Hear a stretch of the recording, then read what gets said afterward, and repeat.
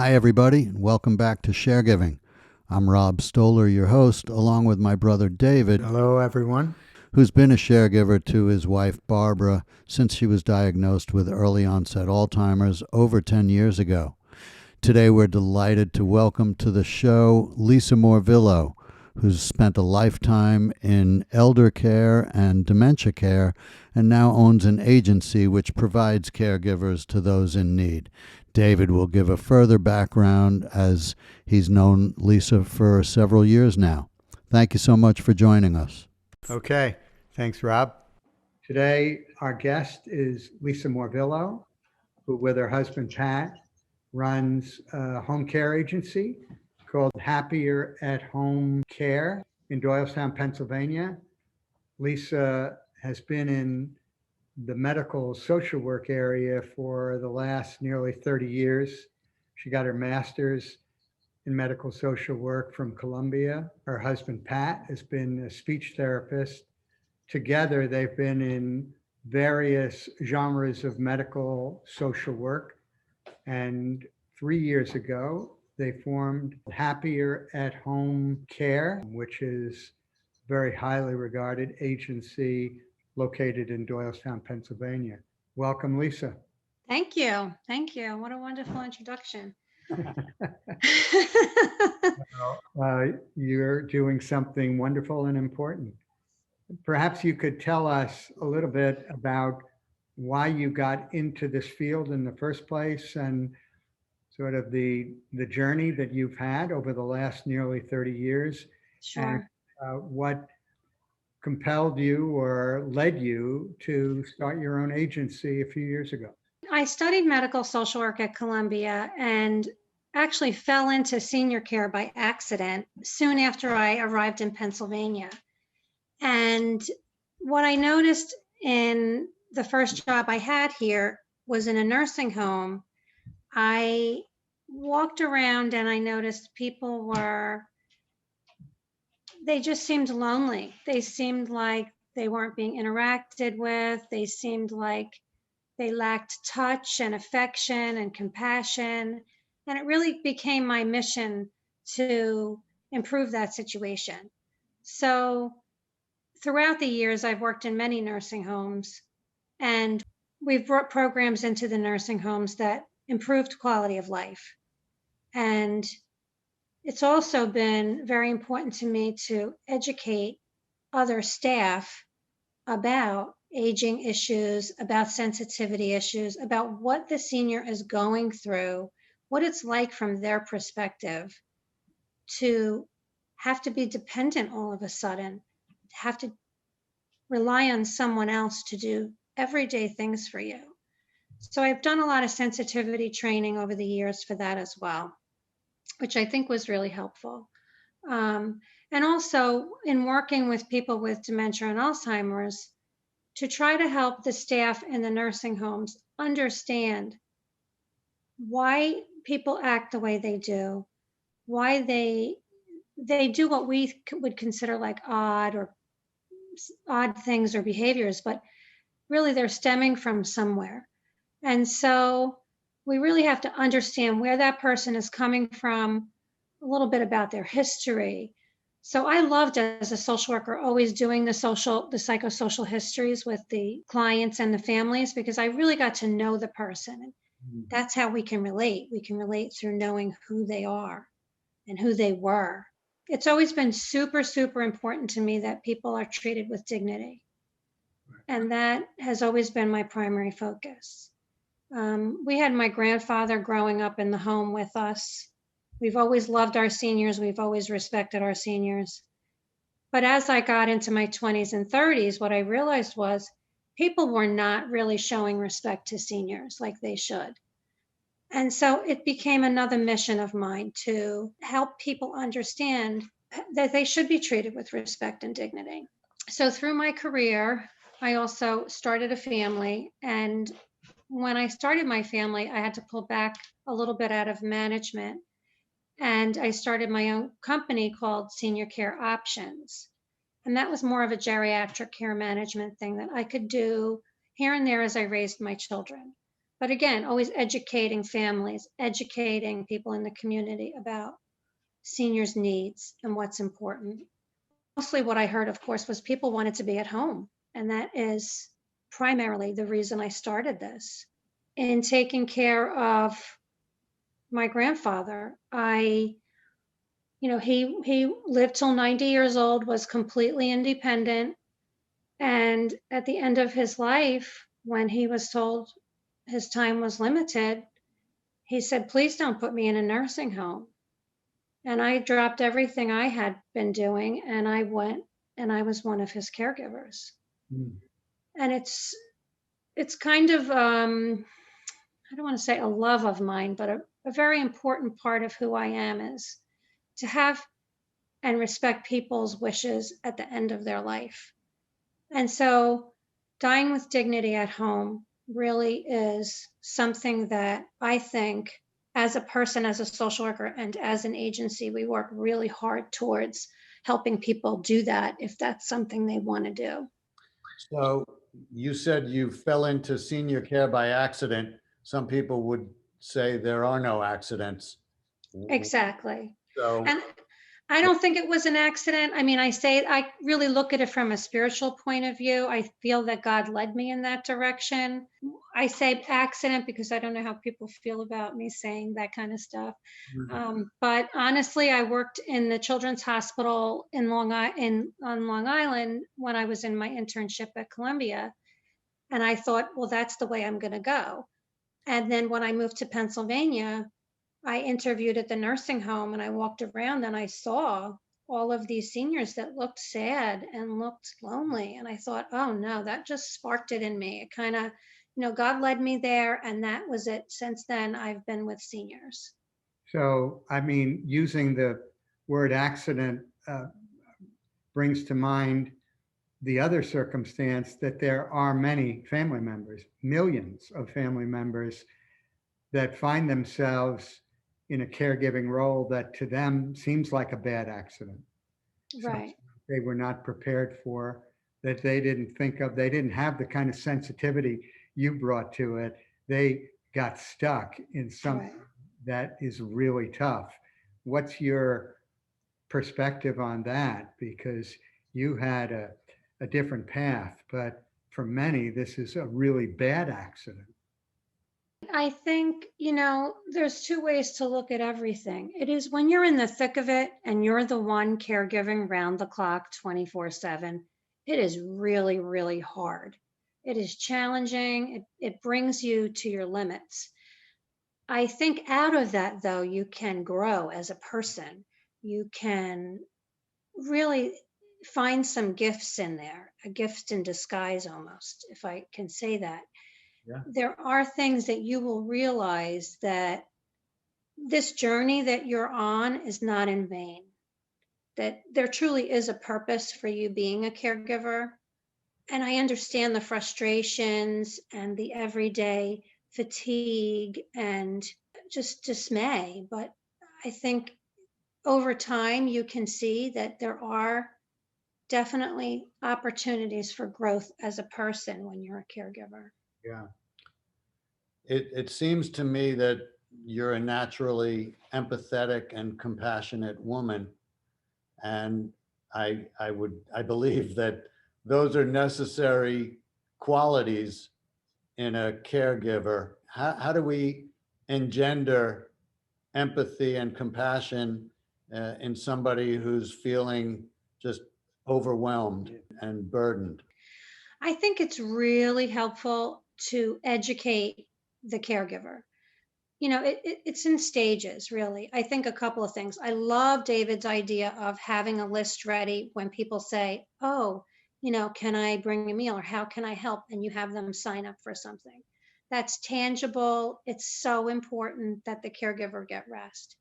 It's so important that the caregiver be given opportunity to interact with their loved one as a spouse or as a daughter or son and not always be in the caregiver role. And that's where, the respite of having home care come in, is opportunity not just to provide supervision and stimulation to the person experiencing dementia, but also to give the family member rest. And they need that. They need that to regroup and to regenerate so that they can find these gifts in caregiving. If it's always a grueling experience, it's harder to find the gifts. Yeah, if you don't get a break, if you don't have a break, then yeah, we talk about developing a mindset that can be resilient and that can look for opportunity to grow, but you need some time to yourself to be able to do it. It's hard to find that when you are just 24/7 on the job. Right, right. And I think it's important to educate yourself about the particular type of dementia that your loved one has, because there are some variations. And with those variations come different behaviors and cognitive deficits. The more education you have, the more you'll be able to understand and relate to your loved one. The less times of you'll see of confrontation and frustration. Usually when I enter a situation and I see that the family is frustrated, or maybe a child is yelling at their parent, like, why can't you understand this, or whatever, it's because there's that lack of understanding of what this disease really is and how to interact with someone appropriately. Right now, your business is exclusively, I assume, providing care assistance to families, so that these are people that you've recruited and trained to provide various kinds of assistance, whether it's companionship or um, staying overnight, or and maybe you can describe that, but you don't at the same time do much training for family members themselves that are not part of your staff, uh, do you? At this point, I do not. I have previously run support groups for Alzheimer's Association and an agency called Children of Aging Parents. Mhm. But at this point, we don't. I mean, I would refer out for that. Who are you looking to recruit? What boxes did you need to check, and what is their training? Because we've been in healthcare so long, my husband and I, we're really good with knowing who's going to make a good caregiver. We've, interacted with thousands over the years. Of course, you're looking for somebody that has that compassion towards seniors, the understanding, the empathy, not only for the senior, but for the family member. The client is not just the patient experiencing the dementia or Alzheimer's. The client is also the family member, because they're a group. And so we're looking for people that have experience, particularly in that area. And we do offer training in different aspects of dementia, different stages of dementia, how to interact with different types of people experiencing dementia. And if these behaviors come up, how to handle them. So it's really more of an individual basis too. Like we'll have a particular case, and then I'll be educating those staff members on that case as to this particular dementia. Maybe it's Lewy body, maybe it's Alzheimer's, and what we should be anticipating and how we can handle it.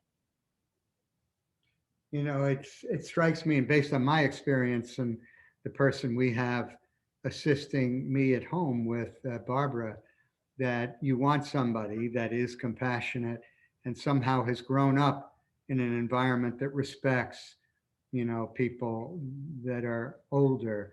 And, but so that's really important. But on the other hand, I also have seen that it needs to be somebody that doesn't take personally a lot of the things that they're going to experience that could otherwise be really aggravating or meet up with hostility or things like that.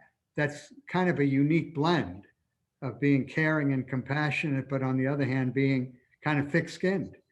Yeah, and I will say most of the caregivers that we hire and that we meet, they do have that natural ability. They know, and that's part of the interviewing process really, is like, I'll give them different scenarios. What would you do in this situation? What would you do in that situation?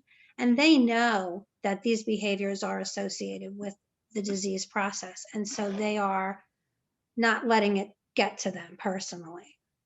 It's hard. It's definitely hard. But, and it's a constant reminder. And we have a good support system for our staff in the office, so they could call us and vent and get some tips too. So we're primarily speaking with, I think, our audience, at least many of them, we assume do not have access to a service like yours. We're talking with people whose support comes from friends and family, if there's support at all.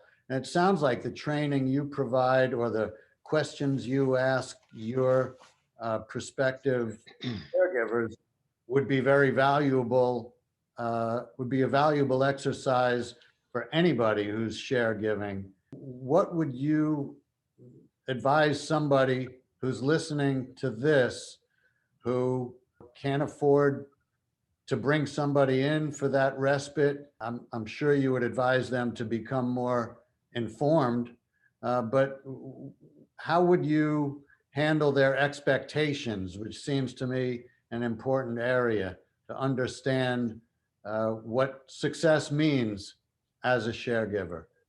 Success as a share giver to me means avoiding burnout, knowing about self-care, educating yourself. If you can't afford to bring in an agency, you can still watch YouTube videos, to show you how do you deal with this behavior or that. How do I approach, this kind of stuff? There are some really good, simple tips you can use. I feel very bad often when I go and visit people and I watch them interact with their loved one who's experiencing dementia. And I'm like, wow, they just don't know how to do it. They just don't know how to do it. And oftentimes I'll come in and I'll try to, and I did this a lot in the nursing homes too, I'll try to role model how you interact with this person, because it's different depending on the stage they're in. It's different depending on the type of dementia. So you have to it's hard because you, as a layperson, you don't know. Is it a short-term memory issue? Is it a processing issue? And when we come into the home and we assess the person experiencing dementia, then we can see where the deficits are and where we have to rise to the occasion.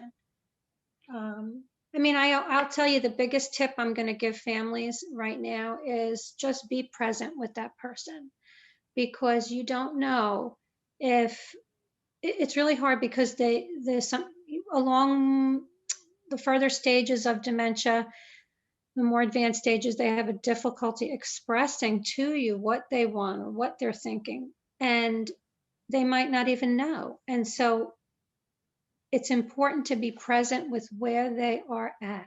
That is so crucial. They could be in 1952 waiting for their kids to get off the bus. Just be present.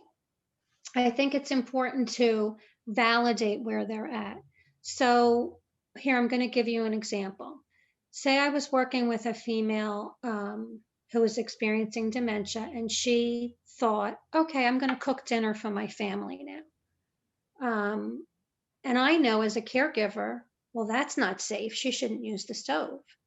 Well, I'm going to be present with her in the moment. Oh, okay, Sandy, that sounds wonderful. What do you want to make? Let's see. Do we have the chicken? Do we have the rice? Validate what her experience is in that moment. And then you can redirect it to a safer, experience. Like maybe she's mixing rice and water in a bowl while you put the stove on. So I think it's not positive to say to somebody, oh, you can't do that. We always want to maintain their independence and autonomy and their dignity. And that is crucial. Don't tell people that they can't do this and they can't do that. And don't remind them and don't question them. I think too, the thing I see the most, which is so frustrating for the person experiencing the dementia, is the family's inquisition of them. Oh, Mom, don't you remember? Oh, Mom, what year were you born? Mom, it's like they're trying to prove that Mom doesn't have dementia, but it's frustrating to Mom, and it's belittling, and it's taking away her dignity. So really just try to limit questions like that justify. It's really being present, validating them and redirecting them to a positive experience. Great advice. Yeah, one of the things I'm sure that you hear often, and it took me a long time to respond appropriately, was, I want to go home. Yes, I want to go home. right, It always seemed odd because they were home. right. And so how would somebody respond to that? If we say, well, you are home, well, that just dismisses how they feel. But if we say, okay, Barbara, tell me what home is like for you, or, how far away is home, or, relate something to her positive feelings about her home. Just start talking about things related to her home, what she likes about being home. It's redirecting towards a positive reaction. Right. A lot of times families say to me, oh, but I feel like I'm lying. And it's really not a lie. It really is a way to protect this person that you love so dearly. You're really just being present with them. You're not lying. It's more hurtful and damaging to them to say no, or or if somebody's spouse passed, and to keep telling them, oh no, he died. Don't you remember he died? That could be a new experience for them each time you say that. It's more damaging. It's better to say something like, oh, you were married to Joe for 63 amazing years. You have 3 children, and then go into reminiscing. Let them feel positive about the experience. Do you also incorporate, when you say be present, another thing that strikes me that I found very useful is a hug, even Oh, if yes, of absolutely. high anxiety or anger. A hug seems to be the best diversion technique. Right, right. Because we might not always understand what people are saying to us if we're experiencing dementia, but we know how they're making us feel, Yeah. right? We know if they're agitating us, or we know if they're comforting us. Mm. The words might not be there. I might not understand the comprehension of the words, but I know they're making me feel safe. I know they're making me feel comforted. I know they're making me feel loved. So much of the focus of Sharegiver is on the caregiver. And it seems clear to me that this type of empathetic interaction, asking questions related to what your partner has just said, even if you know it's founded, in the 50s or whatever, it has to make it a more rewarding experience for the caregiver as well. To be, Absolutely. yeah, Because you're enhancing the connection. You want a quality connection. And the way to get that is to try to understand where they're coming from and to try to relate in a positive way. Then it becomes a positive connection for both of you. Lisa, I'm wondering, one of the things that I'm sure is a struggle, perhaps more for family members than trained professionals, is going through a day and providing or organizing activities that can be more or less engaging for the patient. How do you handle that? How is your staff trained to do that? And what might you advise those that aren't so trained? I, for example, have created a whiteboard, and I have variations on the same theme all day, with a strong connector being music, which I've learned really works with Barbara. But what do you advocate for in terms of planning the activities, or daily activities and otherwise? I think it's great to have some ideas of what would be positive interactions and what that person would benefit from and be stimulated by. However, the only way you're going to be successful is to expect the unexpected. A person experiencing dementia does well with routine, but you can't make them stick to a routine. again, we don't know where they are in time and space in their mind. It can change like that. Um, really just to have those ideas ready, but to expect the unexpected, because maybe that day they don't feel like dancing at 10 o'clock, or maybe that day they want to eat lunch at 2 o'clock. You really just have to be fluid. Well, much of David's approach, and of course, everything is kind of predicated on where we are in the arc of the disease, but it seems to have transformed somewhat from trying to do activities that Barbara has been enthusiastic about in the past to activities that David is enthusiastic about now that Barbara can take part in. So I guess that's kind of an advantage to have lived with the person for that long. What do you see in terms of different approaches as the disease progresses? Again, staying present with the person in that moment. They may enjoy walks, and then maybe one day they don't want to walk anymore, or maybe they want to walk longer. It really requires the caregiver to be flexible. Hmm. And I know it's hard because it seems like, well, it's all about them, but it kind of is. You know, we want to do this for ourselves, and it is important to do self-care. But that's why taking a break, whether you hire someone or you have family come in, you need to take breaks because you need to take care of yourself. And while you're caregiving for someone with dementia, it really is kind of all about them. Right. I think that's right. And the idea of being fluid is one that I've learned. You know, for example, my wife was somebody that loved taking walks. And then all of a sudden she wasn't interested in walks. Right. But I think to what Rob was saying, I've also found for my own peace of mind that in Barbara's case, she's pretty malleable. If I want to listen to classical music because I'm interested in catching up with composers that I hadn't had a chance to listen to, I find that she'll listen. Uh, and if I want to read poetry aloud because I love poetry, I'll find that she'll listen. In fact, it appeals to her, the That's rhythm. wonderful. That's wonderful. So I think there is a way for the caregiver to to nourish their own curiosity and interest Mm-hmm. while doing the same for the person they're caring for, recognizing, as you said, if it ain't working, do something else. Right, right. I'm not saying to neglect your own desires. I'm not saying that. But I agree with you. Try these different things, right? You're reading poetry, read it aloud.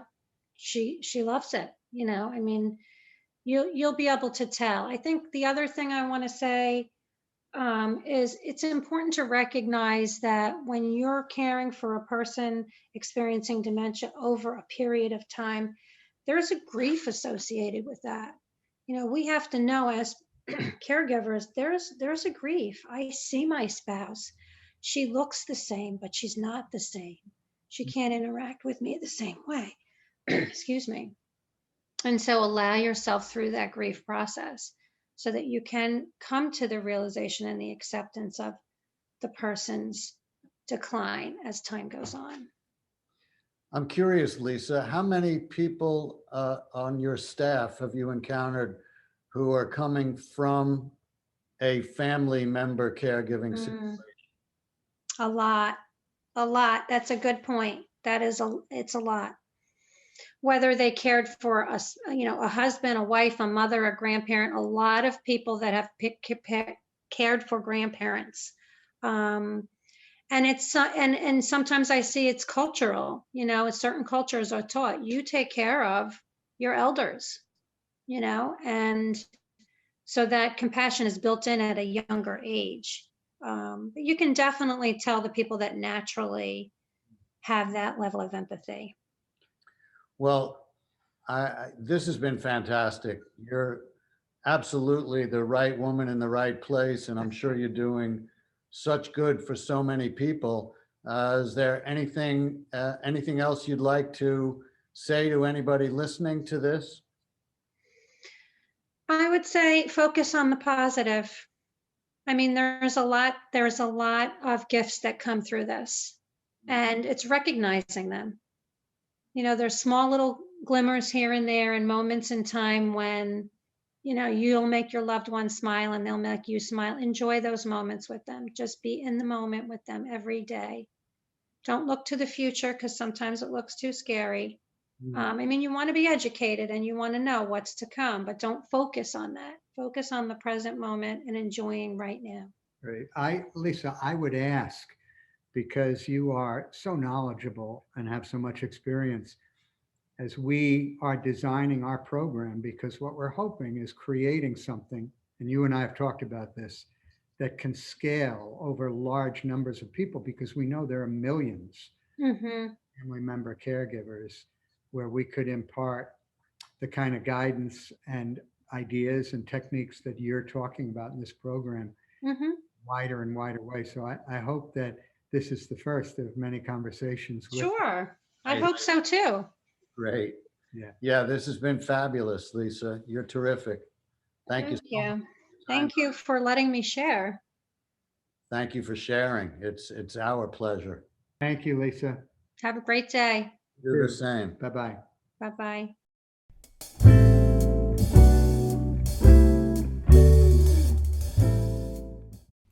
Thanks so much for joining us today for Sharegiving. I hope you enjoyed the presentation.